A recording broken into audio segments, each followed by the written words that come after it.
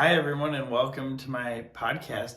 So, today I wanted to give some spiritual based book recommendations because over the past few years, one of the greatest benefits to me, there's been very few things that have helped me as much, is the reading and study of spiritual literature. And it's often said that books, it's about experience more than study or practice or lived, or books can only take you so far, which at the end of the journey becomes true, but they're extremely, extremely valuable and significant. And not only is it, if they're not taken in as just pure analytical knowledge, if they're taken as a door into the spirit, they're hugely beneficial. And just one of these books I'll recommend can change a whole life without doubt if just read through and connected with.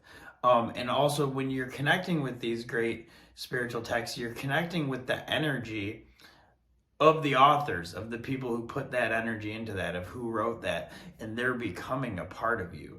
And then they are with you. You carry them with you, or they carry you with them. So I never underestimate the significance of reading as a path of getting into the soul. In the 8 limbs of yoga, self-study, study of scripture, that's part of one of the limbs. It is a very beneficial tool. So the first book I wanted to recommend is the Autobiography of a Yogi by Yogananda. George Harrison of the Beatles wrote, "I keep stacks of Autobiography of a Yogi around the house, and I give it out constantly to people. When people need regrooving, I say, read this, because it cuts to the heart of every religion." The Autobiography of a Yogi by Yogananda is I would say, one of the highest books ever written. It's basically is what it would be like if Jesus wrote a book. It was written by a great saint, great yogi, who was from India and who taught Kriya Yoga, a form of yoga in the United States. Yogananda was a very beautiful soul. He was involved in very high states of consciousness, of samadhi, super conscious states. He has seen many miracles performed. He was very, very tuned in with Christ, with the other planes of consciousness, with all of the universe, really, in essence. And it's a very large book. And in none of these am I going to give extreme book reviews or details. It's if you feel called to get them, then I would follow that calling, because as I said, each one of these can have a very substantial effect on one's life. The next book, the Bhagavad Gita, and the 2 versions I've read are by Swami Satchidananda and Swami Prabhupada. The Bhagavad Gita is the jewel of the Indian and Hindu spiritual literature. It comes out of a large epic called the Mahabharata, and it's Krishna, who is God, fully incarnate in a body, speaking to Arjuna, his friend and devotee, on a great battlefield, which you can get into more if you want. But basically, Arjuna is very hesitant about this war and doesn't want to fight, and Krishna proceeds to unravel the entire mystery of the universe to him, from the imperishability of the soul to all the devotion, the practices of bhakti yoga, of surrendering to God, the practices of working without attachment to the results, to seeing that oneself does not exist as a separate doer, as a separate entity. Vast wisdom, vast insight. In the beginning, Krishna says the wise man does not limit either for the living or for the dead. He says the soul cannot be burned by fire, wet by water, or blown out by the wind. It's eternal, imperishable, all-pervading, and existing everywhere. And if that sounds interesting to you or a benefit, there's a lot of great deep wisdom in this in the Bhagavad Gita, it means the song of the Lord.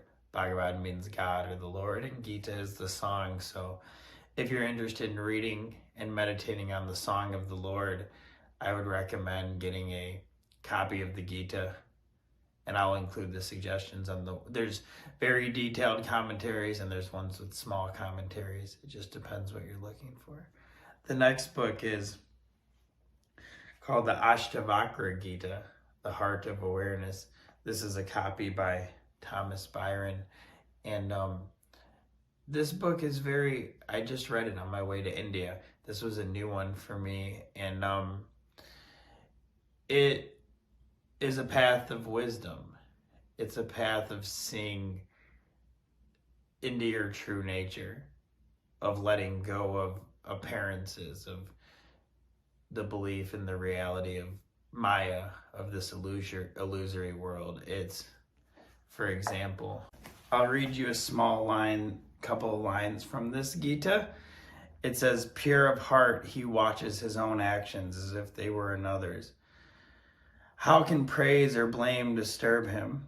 With clear and steady insight, he sees this world as a mirage, and he no longer wonders about it.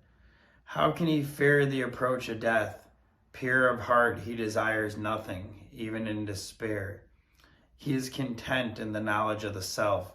With whom may I compare him? With clear and steady insight, he knows that whatever he sees is by its very nature nothing. How can he prefer one thing to another? He's beyond all duality. Free from desire, he has driven from his mind all longing for the world. Come what may, joy or sorrow, nothing moves him. The true seeker, the wise man, knows the self and plays the game of life. But the fool lives in the world like a beast of burden. The true seeker finds no elation, even in that exalted state which Indra and all the gods unhappily long for. He understands the nature of things.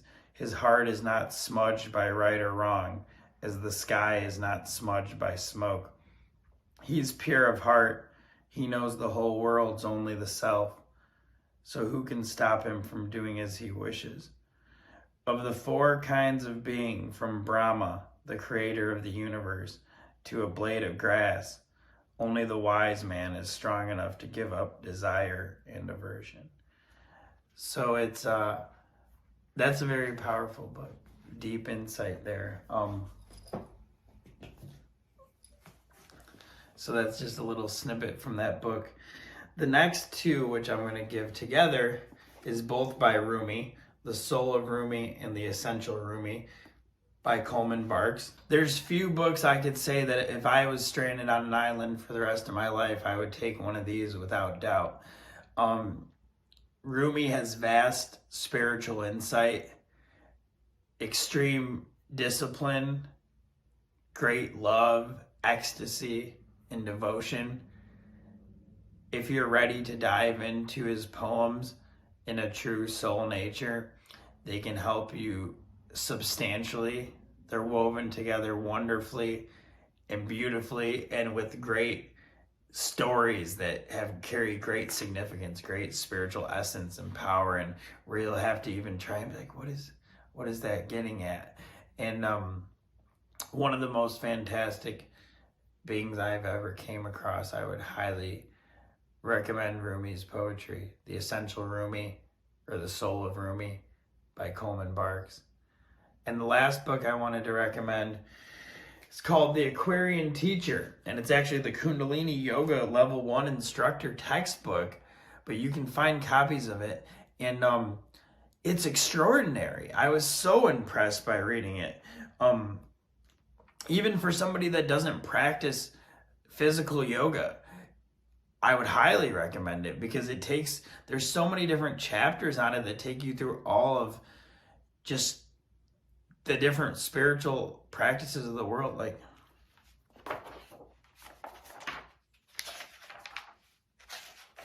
there's so many chapters in it that just take you through everything. If somebody had no knowledge of their inner nature, of their spirituality, and they read this book, they would come out with fantastic information. The varieties of yoga, brief history of yoga, spirituality, Eastern philosophy, what spiritual teachers are about, awakening the consciousness through sound and mantra, the power of sound, pranayama, working with the breath, the power of working with the breath. There's a chapter on deep relaxation, on the mind and meditation, on sadhana, the importance of having a spiritual practice. There's practices in here. It talks about the 10 bodies, your physical body all the way through your subtle energetic bodies. There's a chapter on the chakra system and how all of the chakras and energy systems work inside of you. There's a chapter on yogic diet, yogic lifestyle, spiritual development.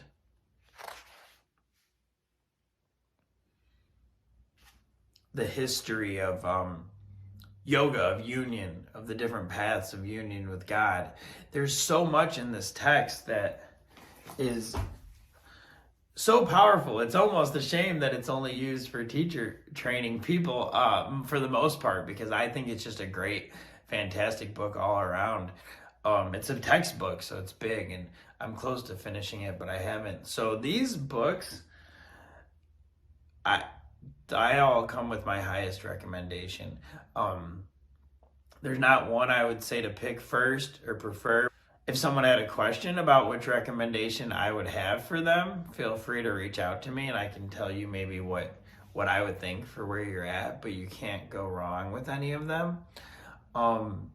Very powerful literature. And again, I just emphasize how much study of holy books, of spiritual literature, of texts like this have changed my consciousness and my understanding of the universe. And if you're going to do spiritual practice, it helps a ton to have some philosophy behind it, because then you know what you're working at, what you're working towards, how and why you're doing it.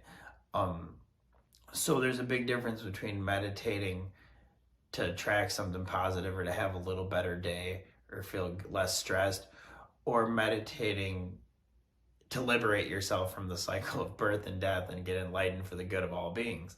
It's huge, substantial difference.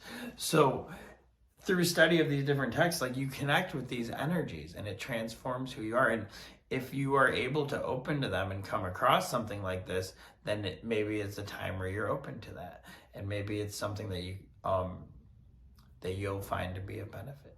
So thank you so much for checking out this video, and we'll be back soon.